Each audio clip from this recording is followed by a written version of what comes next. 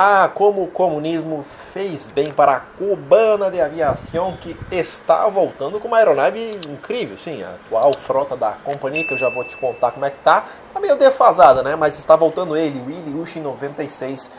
Já já eu vou falar um pouquinho mais sobre essa aeronave. A Cubana de Aviação é uma das companhias aéreas mais antigas do mundo, acredite, né? Sendo fundada em 1929 por um homem de negócio, um businessman americano, e lembra que naquela época não existia qualquer tipo de embargo a Cuba. Em 1932, a Cubana foi comprada pela então Panam devido ao seu crescente negócios no serviço de carga. A Panam também é bem mais antiga. No começo da companhia era só o transporte no caso de cartas, até que o serviço começou a melhorar, ampliar, até chegar no serviço regular de passageiros já nos anos 40. A primeira rota da Cubana nos Estados Unidos foi em Miami, 1945, pós-guerra, operada pelos Douglas DC-3. Os DC-4 eram utilizados em rotas para Madrid e Roma como os primeiros destinos da Cubana. Agora você imagina viajar de DC-4 até a Europa. Bom, atualmente existem voos para os Estados Unidos, caso você não saiba,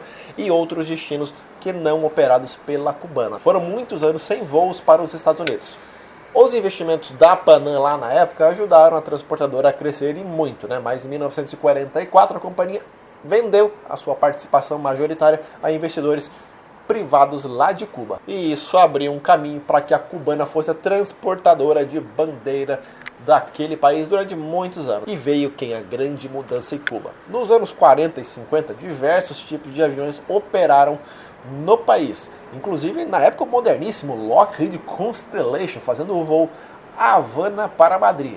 Assim, existiam aviões americanos, né? Mas o comunismo veio em 1959, com o governo assumindo o controle da Cubana de Aviação, fundindo-se com outras empresas aéreas locais e marcando a nova companhia aérea do país, no caso, a companhia de bandeira de Cuba. As sanções não demoraram a vir. Em 1961, os Estados Unidos encerraram as relações com Cuba, e não é à toa que a companhia aérea literalmente parou no tempo, como praticamente tudo em Cuba, né? Se você assistir vídeos no YouTube, você vai entender como é que funciona isso aí, mas não vale assistir vídeos de youtuber socialista de iPhone. Vai assistir vídeos que realmente vale a pena.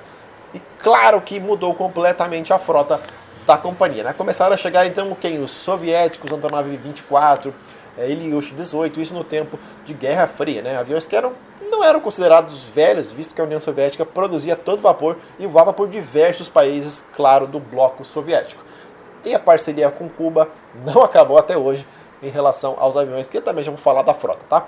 A rota para os Estados Unidos também foi fechada durante um tempo, e a frota não era um grande problema para a Cubana naquela época ainda. Lembra-se que a aviação russa, soviética no caso, era muito maior do que é hoje. Logo após o embargo, a Cubana, em cooperação com a Aeroflot, fez um voo histórico, uma rota histórica, com 18 horas, um voo sem paradas entre Moscou e Havana, lá em 1963, utilizando o Tupolev 114, sim, um avião turbo-hélice, que foi na época o voo mais longo do mundo, sem paradas. Hoje isso é feito com A350, mas não nessa rota, claro, aí, só para você ter noção do recorde estabelecido naquela época. A antiga frota da Cubana era composta com Antonov 12, Antonov 24, Bristol Britânia de fabricação inglesa, teve Douglas DC-8, o Charlie Uniforme Tango 1210 alugado entre 76 e 1978, os Ilyushin 14, 18 e, claro, o 62.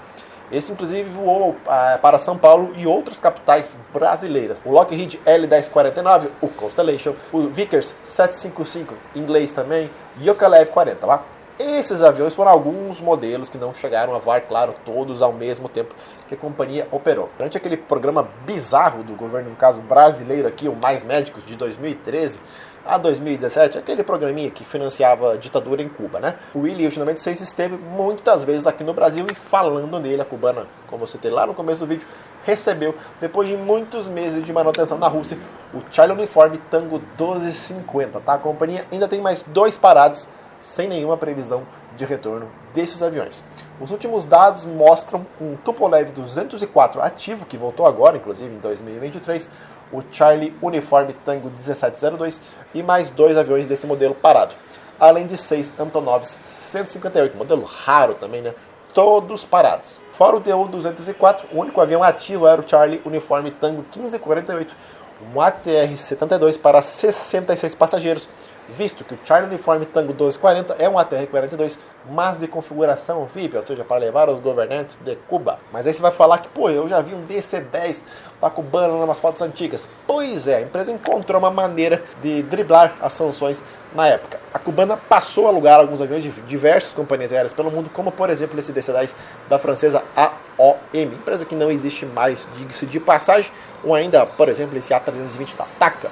Tem ainda 737, sim, temos um 737-400 da Blue Panorama Airlines. Agora, 737-200, visto, por exemplo, esse aí em 2000 na Flórida, estava anteriormente voando pela AirTran. Os títulos foram pintados como cubana, mas foi apenas para uma filmagem, tá? A empresa nunca chegou a voar uma aeronave, no caso da Boeing, tá? Com uma frota variada demais, a cubana, claro, encontrou dificuldades para se manter as operações com essas aeronaves alugadas. É muito mais caro você literalmente alugar tudo do que manter um avião próprio na sua frota. O auge da companhia foi em 1990, quando ela chegou a ter mais de 5.500 funcionários e olha a frota na época: 12 Antonovs 24, 26 Antonovs 26, 4 Ilyushin 18, 11 Ilyushin 62, 2 Ilyushin 76 cargueiros, 8 Tupolevs 154, que eu até nem citei na frota dela, e 12 Yokalevs 40, que eu também não havia citado, e voava para Barbados, Berlim, Guiné-Bissau,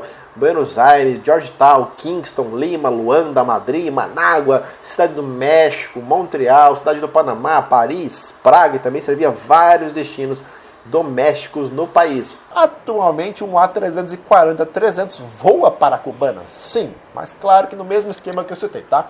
O Echo Charlie Mike, Quebec Mike, da espanhola Plus Ultra, tem feito voos para a cubana, para Buenos Aires, Caracas, Madrid, e às vezes voa com o indicativo da cubana e às vezes voa com o indicativo da própria Plus Ultra. É uma oportunidade que você queira voar a 340 ainda, né?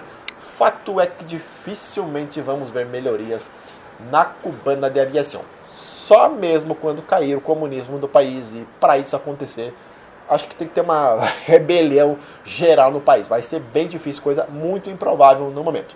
Eu não tenho planos de viajar para Cuba nesse momento, mas eu não iria ficar chateado se ganhasse uma passagem para voar nesse Ilyushin 96, que deve ser muito legal, tá? Vale lembrar que 90% da população em Cuba não está preocupada com passagem de avião, que é algo parecido aqui no Brasil, claro, não nas mesmas proporções.